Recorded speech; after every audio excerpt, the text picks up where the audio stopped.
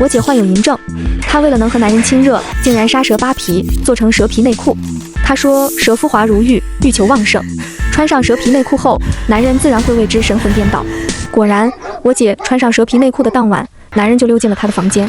没一会儿，屋内就传来一阵喘叫。今天晚上更过分，竟然有5个男人同时进了姐姐的房间。我本以为姐姐吃不消，可是她的屋里一整夜都弥漫着不堪入耳的娇喘声，甚至我姐叫得越大声，那些男人就越兴奋。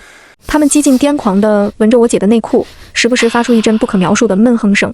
平儿，你这内裤真香，特别是摸起来滑滑的、软软的，像是真皮一样。我可真想每天都和你醉生梦死，不死不休。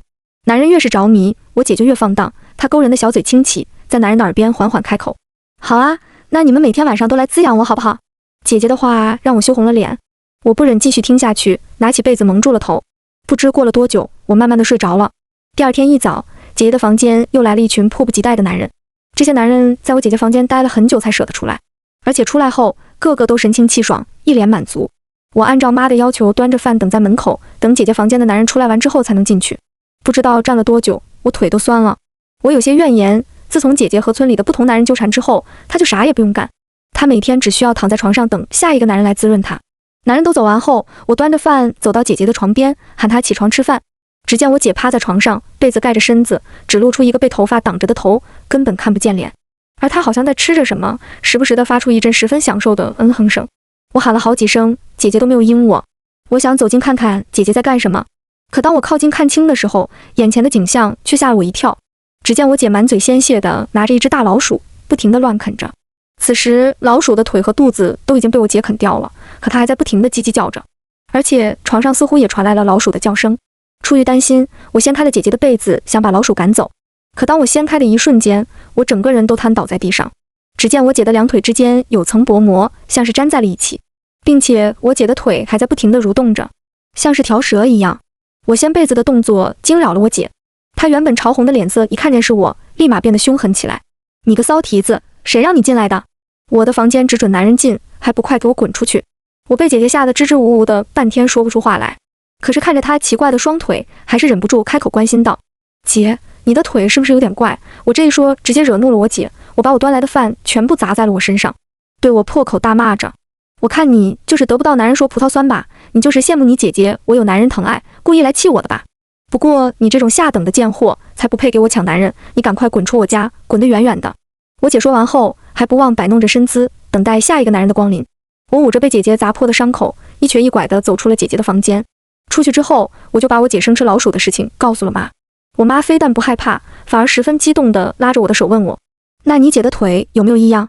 我有些震惊，妈怎么会知道？但是还是一五一十地告诉了妈。我姐的腿很奇怪，像是粘一起了。我刚说完，我妈眼里就迸发出我看不懂的笑意。她点着头，自言自语着：“快成了，快成了，再滋润几天就更嫩了。”我看着嘴角越扯越大的我妈，不禁十分疑惑：“妈，你说什么？”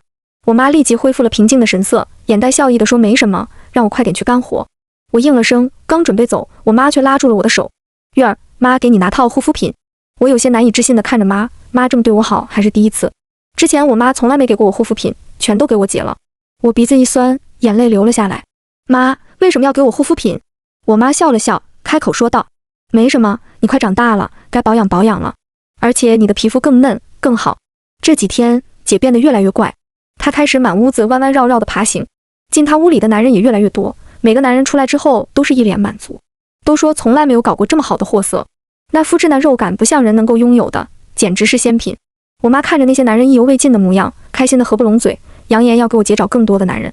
而且我姐胃口大开，妈为了让我姐吃饱，盯上了家里小狗阿黄。她说如果把阿黄剥皮拿给我姐吃，那姐的皮肯定会长得更好。正在我妈准备磨刀剥狗的时候，有个人冲到了我的家里。王婶子，不好了，又死人了！冲进来喊我妈的人是村里的村长张初喜，他和我妈年纪差不多大，而且他俩素来交好。张村长不知道给我妈说了什么，我妈立即就和他跑了出去。我趁着妈出去，立即解开了绑着阿黄的绳子，放走了阿黄。阿黄似乎是不想走，尽管我打他骂他，他都不走。僵持了一会儿，阿黄似乎是知道我是为了救他，他的眼神像是在告诉我，总有一天他还会回来的。他最后看着我呜咽地叫了几声，才转头离去。我看着阿黄跑走的身影，心里不断的庆幸，快跑得越远越好。阿黄跑走后，我就出了门，悄悄地跟在妈和张村长的身后。他俩走到了人群中央，周周遭全是议论纷纷的村民。我扒开人群探出头，想看看到底发生了什么。这一看不打紧，看完直接把我恶心的吐了出来。地上躺了3个赤身裸体的男人，而且这3个男人只保留着完整的上半身，他们的下半身全部烂得不成样子，好像是被山野猛兽撕烂吃掉了。特别是下体的那个地方已经烂得臭了出来。我正在一边干呕的时候，听见我妈和张村长小声地说着话。王婶子，这个月已经死很多人了，你没发现死的都是进过平儿房间的？张村长这么一说，我妈瞬间就被怒火冲红了脸。张初信，你说这话是什么意思？合着你的意思就是这些人是我王秀莲害死的？张村长欲哭无泪，急得不停地跺着脚。错了，真正的人皮蛇聪明赛人，善于伪装，不会像猛兽一样吃人，只有长残的普通蛇人才会像动物一样嗜血吃人。初喜，你的意思是快要养成的平儿她不是？张初喜又猛地一跺脚，咧着嘴使劲点头。对，另有其人，一个不小心，我吓得才响了地上的树枝。妈和张村长同时转过头看向我这边。正在我害怕被妈发现时，突然出现一只像是枯树皮的手，把我拉进了人群里。奶奶！我用力地看清了，在人群中拉着我手的人，竟然是我的奶奶。奶奶回头对我比了个虚的手势，示意我不要说话。能够见到奶奶，别提我有多高兴了。因为我奶奶在我很小的时候就搬出去住了，搬出去的原因只有一个，那就是婆媳之间永远都不可能和平共处。自从奶奶搬走之后，我就一直很挂念她，还记得小时候鼠奶奶对我最好，吃的喝的都会先给我。奶奶拉着我的手走到了一处没人的空旷地，我还没来得及跟奶奶好好叙叙旧，就被奶奶的话给打住。二丫，奶是来救你的。我满脸不可置信地看着奶奶，我不是活得好好的吗？奶奶这话是什么意思？奶奶，我奶双手按在我的肩膀上，目光坚定地看着我。二丫，你妈要杀你？怎么可能？奶奶，你说笑了。我推开了奶奶的手，不可置信地往后退了几步。虽然妈平时会打骂一些我，但是她也不可能要杀我。二丫，你听奶奶说，你最近有没有觉得你妈很反常，而且开始莫名其妙地对你好，甚至注意你的皮肤？奶奶，你怎么知道？我奶重叹了一口气，缓缓开口说道：你妈现在是在养人皮蛇，你姐穿上蛇皮内裤之后，这个蛇皮经过男人滋润，就会和人皮融合，会慢慢变成独一无二的人皮蛇。人皮蛇一旦养成之后，它的皮就值千金，你妈她这是为了扒皮卖钱，想赚钱想疯了呀。我听着奶奶说的话，惊吓过度的哭了出来。可是穿上蛇皮内裤的人是我姐，不是我。奶奶用旁人几乎听不到的声音小声嘀咕了一句：错了，她不是。我还没明白奶奶是什么意思，她就转而换上一副慈祥的面孔。没事的，乖孙女，奶奶会保护你的。说罢，奶奶从口袋里掏出一个小药瓶，药瓶上面系着一个红丝带，上面有着看起来十分古老的雕花工艺。我眨了眨眼，问奶奶这是什么东西。二丫，这个东西可是个宝贝，在你妈让你穿上内裤前，你赶快把这个药喝了，关键时刻它能救你命。虽然我不明白奶奶的意思，但是她也是为了我好。我收起来药，满怀感激地冲奶奶笑着点了点头。临走之际，奶奶又告诉了我一句：千万不要相信任何人。回到家，我却罕见的没有在姐姐房间里听到喘息声。按理说今天应该也会有男人过来滋润我姐，可是姐姐的房间却十分平静。天都快黑了，妈和村长出去之后还没有回来。我按照往常的规矩做好饭之后，端着饭敲开了姐姐的门。姐姐今天也很奇怪，之前我进门，她第一件事就是先骂我，让我滚出去，而现在她却躲在被子里连头都不露了。我小心翼翼地走到床边，掀开了她的被子。床上的我姐哪里还像个人，她的双腿已经快要粘连在一起，而且上面长满了怪异的纹路。我姐蜷缩在那里蠕动着，眼角似乎有泪痕。她看见我站在床边，立马拉住了我的手。我的好妹妹，能不能帮姐个忙？我看着姐姐这副凄惨的模样，又想起奶奶说的姐姐会死，不禁动了恻隐之心。姐，你说不管什么忙我都会帮你。就在我答应的瞬间，我姐嘴角似乎扯出一抹意味深长的微笑。她撑起身子，可怜巴巴地看着我说道：把姐的内裤脱掉，穿你身上。听到姐这个要求，我吓得脸色苍白。奶奶今天刚给我说过，穿上蛇皮内裤之后就会变成人皮蛇。姐现在把内裤给我，真的不是在害我吗？姐，这是妈给你做的，我不能要。我扭过头回避姐的目光，不敢答应这个请求。姐伸着脖子，把脸凑到我的肩膀，对着我的耳朵呼着热气，继续说道：你难道不想像姐姐一样吃香的喝辣的，而且每天晚上都有男人疼爱吗？我害怕地点了点头，又疯狂地摇了摇头。我是羡慕姐姐过得这么好，每天不用干活，还有男人爱她。可是我也害怕像奶奶说的那样会死掉。姐姐看我拼命地摇着头，立即变了脸，她的眼睛竟然变成了猩红色。你刚刚不是说什么都答应我的吗？这点小要求你都做不到？我被姐吓得连连后退，姐似乎不打算放过我。她俯下身，扭动着下半身，张开血盆大口向我一点一点地爬过来。我逃到了门口，可是门不知道什么时候被关住了。眼看着我姐离我越来越近，我却逃不出去。我绝望地在门口挣扎着，姐姐在不停地结地笑着。我以为我快要死的时候，门开了，是妈和张村长。我妈拿着刀一下就把我姐劈成了两半，她一边砍着姐姐，一边张嘴骂着：我好吃好喝的供着你，你竟敢骗我！我今天非得打死你不可！姐姐的血蔓延在我的脚上，一股温热向我袭来，姐姐疼得不停地惨叫着。如果妈再多砍几刀，姐姐真的会死。虽然姐姐平时嚣张跋扈了一点，可她毕竟是我亲姐，我不能让她这样死了。我爬到妈腿边，替姐求着情，希望妈可以放过姐姐。我妈此时像是砍上了瘾，根本不管3721。尽管我拼命阻拦，姐姐还是死在了妈妈的刀下。她躺在那里一动不动，眼睛死死地盯着我。我看着眼前的场面，吓得不知所措，哭着躲在门后。妈擦了擦手上的血，扭头走向了我。二丫，你姐刚刚要让你干什么？由于害怕，我哭得上气不接下气，支支吾吾地说道。我姐非让我穿上她的内裤。我妈听到我的话后，阴森森地笑了。你当然要穿我给你做的内裤。我姐的尸体被张村长找人抬出去埋了。他说这人不人鬼不鬼的东西还是死了好。当天晚上，我妈就和张村长叫来了村里最有名的道士。道士长相俊朗，穿着一身白衣，手里拿着一串血红色的念珠，但他的眼睛上蒙了一层白纱，似乎是个瞎子。他站在我的床边，不停地转动着他手中的念珠，像是在思考着什么。过了一会儿，道士才缓缓开口：确定了，确定了。我妈和张村长同时开口，他们的脸笑得变形，似乎是知道了什么天大的喜事。青山道士，你真是活神仙啊！我妈双手合十，不停地弯腰拜着这个白衣道士。随后，我妈和张村长又意味深长地看了我一眼，就转头点头哈腰地向道士开口问道：是不是该准备百南自阴宴了？那道士轻咳了一声，然后看着我妈和张村长说道：你们先出去，我有几句话要问姑娘。我妈和张村长屁颠屁颠地跑了出去。我看着眼前的蒙眼道士，想确定他是不是真瞎。我用手在他面前晃了晃，没想到他忽然开口。我虽看不见，但是我可以感受得到。我略感冒昧地缩回了手，尴尬地笑了笑。小姑娘，刚才你母亲在我不方便多说，但是我发现你的房间一直笼罩着一股死人味，你最近可是收了不干净的东西。不干净的东西，我心里默念道。除了奶奶给我的小药瓶以外，其他倒是没有收到什么东西。但是眼前的这个倒是我不认识也信不过，刚才他好像还在和我妈合计着什么，现在又装作关心我的模样。道士见我不说话，叹了一口气才开口：小姑娘，你要是不说实话，谁都救不了你。我分明在你身上闻到了浓重的死人味。你最近到底接触过什么人？道士长得眉清目秀的，甚是好看，没想到问起话来倒是咄咄逼人。算了，既然你不愿意说，那我便不问了，但是我还是要警告你一句，切勿相信身边人。说罢，年轻道士从长袖中取出一把铜镜，递给了我。给你东西的这个人多半已是死人，你说我不信，可拿这面镜子照出他的真面目。死人面腐，全身溃烂，这铜镜便能让他显出原形。说罢，道士手一挥，扬长而去。第二天一早，我刚打开房间门，就看见院子里全是村里较为精壮的男人。那些男人都只用一层布遮住了隐秘的部位，其他地方全都裸露在外。我从来没有见过这种阵仗，只觉得脸红得发烫。我想越过这些男人，去问问我妈今天这是怎么回事。姐都已经死了，怎么还会有这么多男人？谁知刚走没几步，就被一个嘴角噙着笑意的男人拉住了胳膊。他用手不停地蹭着我的下半身。丫头，等会儿哥会好好疼你的。他咧着嘴对我笑，露出一口大黄牙。我被吓得甩开了他的手，赶忙跑到了后院避一避。刚到后院，我就听到一阵奇怪的声音。我循着声音的方向往前走着，我发现声音是从后院的柴房发出来的。我悄悄地打开了柴房的门，发现妈正背对着我坐在那里。她似乎是感觉到我过来了，忽然转过了头，面目狰狞地对着我笑。她沾满蛇血的手上拿着一条刚缝好的蛇皮内裤，这是我特意为你做好的，月儿。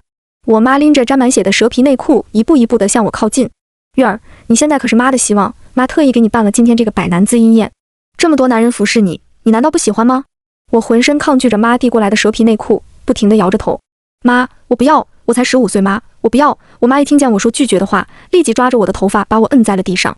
我哭着问妈，难道我不是你的女儿，为什么要这么对我？呸，别给脸不要脸，一个不值钱的女娃娃还敢蹬鼻子上脸。这个时候，村长张出息走了进来，我抱着他的腿威胁他救我。张村长，我看见你也进过我姐房间，你要是不救我，我就把这件事情说出去，让你在村里做不下去。没想到我的威胁根本不起任何作用，张村长和我妈抱着肚子狂笑。这死丫头真是不知天高地厚，我不仅要让你姐伺候我，就连你也跑不了。张村长硬生生地把我按在床上，我妈伸手就去扒我的裤子。我绝望地蹬着腿，试图做出最后的反抗。妈，求你，你不是想让我穿上蛇皮内裤吗？我自己来，我自己来。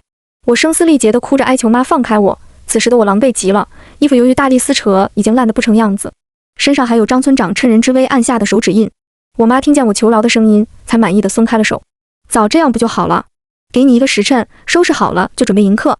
说罢，我妈拍了拍手，给张村长使了个眼色，便出去了。我妈刚走不久，我房间的门被人推开了。我抬眼一看，进来的人是奶奶。我瞬间抑制不住内心的委屈和害怕，抱着奶奶哭了起来。奶奶用手轻拍着我的后背，缓缓开口：小月儿，穿上蛇皮内裤之前，赶快把药喝了吧，喝晚了就不灵验了。奶奶似乎很着急让我喝下药，或许是奶奶救我心切，怕误了好时机。我松开了抱着奶奶的手，点了点头。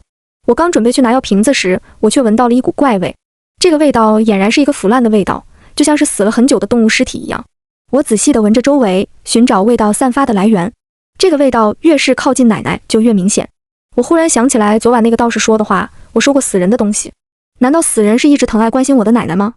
我满脸惊恐地看向奶奶，此时奶奶正在看着我，和蔼地笑着，这个笑却让我毛骨悚然。奶奶，孙女好长时间没有给您梳过头发了，我先给您梳个头发再喝药。小月儿，咱们先喝药再梳头发。奶奶一直坚持让我先喝药，可越是这样就越让我怀疑奶奶。我拿出道士昨天晚上给我的铜镜，若奶奶是死人，铜镜一照便知。奶，先梳头。我拿着铜镜放到奶奶的面前，可是奶奶避过了铜镜，扭头看向我。她摸着我的脸，语调变得有些急躁。月儿，听奶的，先喝药。没事奶奶，我想像小时候奶奶给我梳头那样，为奶奶盘一次发。说罢，我又准备把铜镜对准奶奶的脸照上去。我奶看拗不过我，神色明显变得不一样，她的眼神开始变得凶狠，一副生气的模样。孙女大了，开始不听奶的了是吧？我真是白疼你了。奶奶一边说着，一边拍着大腿哭。奶奶，我听你的，我先喝药。正当我以为没机会照到奶奶的面貌，准备抽回手中的铜镜时，奶奶却放松了警惕。我铜镜抽走的那一瞬间，倒映出了奶奶的面容。只见镜中人的皮肤已经溃烂发脓，上面有蛆在不停地啃食着烂肉。看见这一幕，我吓得连连后退。奶奶真的是死人，奶奶原来一直在骗我，她根本就不是在救我，而是想害我。原来那倒是昨天晚上说的都是真的。小月儿，你怎么了？奶奶不知道我已经看到了她的真面目，继续假意关心着我。我强装镇定，嘴角却止不住的颤抖。奶，我忽然想上厕所，憋不住了，你等我一会儿，我马上回来。我看着刚刚被奶奶从外面打开的门，一溜烟的偷跑了出去。昨天那道士告诉我，如果有事找他，就去村头树下。我偷偷溜出大门，一股脑跑到村头的百年大树下。青山道士，青山道士！我惊慌失措的四处张望着。现在我唯一能信的人只有这个道士。我喊了好久都没人应，就在我以为没有希望的时候，白衣道士出现了。他今天和往常略有不同，一身白衣的他却在眼上系了一个正红色的系带。这个正红色和他风格明显格格不入，像是有什么喜事一样。可我又转念一想，他是个瞎子，根本看不到颜色，应该是我多虑了。他一步已经走到了我的身边，面色平静地开口：现在你相信我了？我猛点了几下头，眼神中全是祈求。我乃是死人，他想杀我。道士像是料到了一样，语调十分平淡。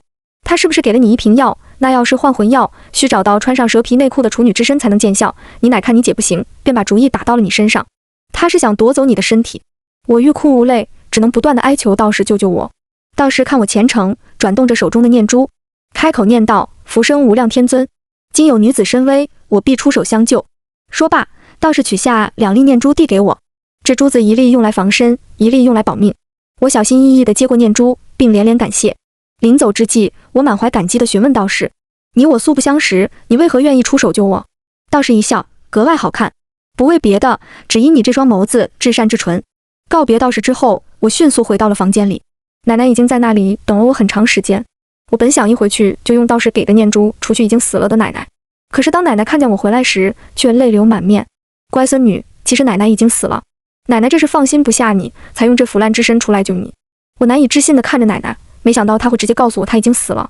可是我出于害怕，还是不敢靠近奶奶。奶奶看我仍是不信任她，继续说道：小月儿，你刚才是去找了一个瞎眼道士吧？奶奶，你怎么会知道？奶奶一直在屋里没出去过，她怎么会知道我找了谁？我奶叹了一口气，晃晃悠悠地走到我身边。我一猜便知，这个瞎眼道士可非良善之辈，他心中无善无德，才会被逐出师门，四处流浪。我仔细一想，那瞎眼道士确实是四处闯荡，但他却说自己下山历练，云游至此。我乃和道士各执其词，我真不知道到底是谁在骗我。奶奶看我有所动容，继续说道：我早就不贪恋这世间了，我只想救下我的孙女，再安心死去。小玉儿，你若是不信我，奶奶就折断一只手向你表真心。说罢，咔嚓一声，是骨头断裂的声音，奶奶的手掉在了地上。我立马跑过去抱住了奶奶，眼泪一颗一颗的落下。我奶对我这么好，可我却因为一个素不相识的外人怀疑她。乖孙女，这就对了。我奶用手掌拍着我的后背。我冷笑一声，这当然对了。我奶用不可置信的眼神看着我，而此刻她的身体已经开始灼烧，痛苦不堪。你这是做什么？我来救你，你还要杀我？奶奶开始变得歇斯底里。我笑着看着她，眼里尽是不屑。奶奶，你真以为自己演技很好吗？我可什么都没说，你就暴露了你自己，因为你知道一旦我中了你的计，你就可以换魂成功，所以你才会毫不在意自己的身体，折断手掌给我。这可怪不了别人，要怪就怪你太心急了，我差一点就相信你了。念珠已经彻底嵌入了我奶的身体，她只能不断痛苦哀嚎着。我奶死之前眼里尽是不甘，她恶狠狠地诅咒着我：你个贱货，竟然害我！你已经穿上蛇皮内裤了，你早晚得被搞死！我奶最后一丝力气用尽，瞬间灰飞烟灭。而此刻门外响起了咚咚咚的敲门声。贱蹄子，内裤穿好了吗？我哎了一声，示意妈可以放男人进来了。第一个进来的男人就是刚刚摸我大腿根的人。我用脚挑逗着男人，男人猴急的立马想抱着我，我一个踉跄，男人就倒在了床上。他笑得合不拢嘴，以为我在和他玩欲擒故纵。很好，我看着他笑着，语气尽是妩媚，你难道就不想独享我一人吗？男人疯狂地点着头，想当然想。我委屈地看向窗外，门外妈给我找了这么多男人，这可怎么办？我看男人有些苦恼，继续说道：我有一计，如果你愿意帮我，我们两个肯定能双宿双飞。男人此刻已经被欲望冲昏了头脑，他按照我的要求出了门。他的块头很大，没一会儿他就把我妈和张村长绑了过来。男人看着我，等待我的指示。我挥了挥手，在他耳边说道：只要妈同意，我们两个就成了。外面我准备了酒，你出去把那些男人都灌醉，到时候只剩我们两个，我们就可以。说罢，我看着男人娇羞一笑，男人立即按照我的要求出了门。男人刚走，我就把屋里的门反锁上。我妈和张村长此刻还在呜呜地叫着。我伸手拿开堵着我妈嘴巴的破布，刚一拿开，我妈就开始扯破喉咙大叫。我看了一眼她狼狈的模样，缓缓开口说道：别叫了，没人会来了。外面的人喝了我早就准备好的毒酒，已经都死了。你这个骚蹄子想干什么？我冷笑了一声。杀你！妈似乎是不敢相信自己的耳朵，竟然笑了起来。我也笑了起来，但是我拿着刀的手却划在了妈的脸上，一刀又一刀。我妈的脸色逐渐惊恐起来，她仿佛才意识到我没有在和她开玩笑。她想求饶，可是已经晚了，我已经把刀扎到了她的心脏。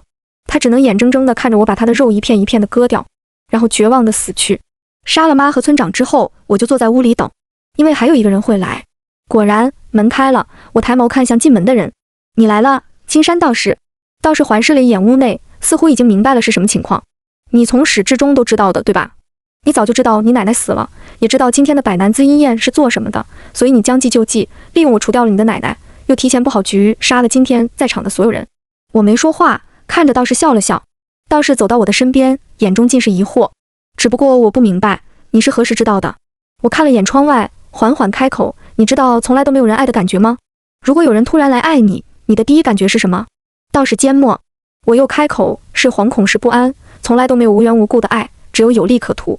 这是我从小就已经知道的残酷事实，所以我从始至终都知道，我将计就计只是贪恋这些爱意，哪怕都是假的。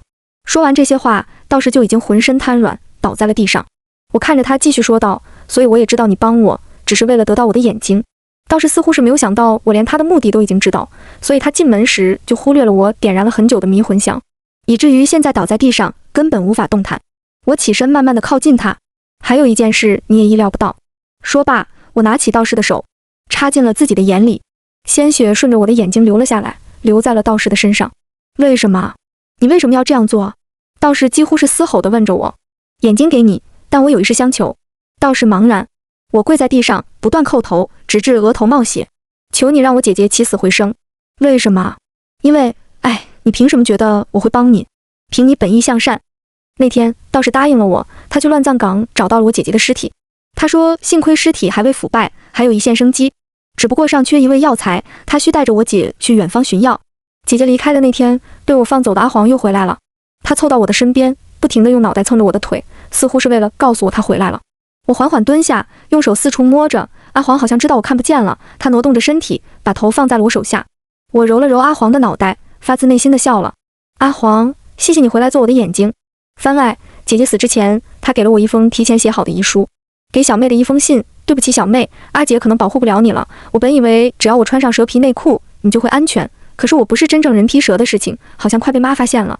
而且最近蛇皮已经长出来了，阿姐的思想也越来越不受控制。我真害怕哪天会伤害到你。我打你骂你的时候都不是出于真心的，我只想让你快点跑，快点离开这里，永远都不要再回来。人人都说自古女子命贱，可我只想小妹无忧无虑，平安喜乐一生。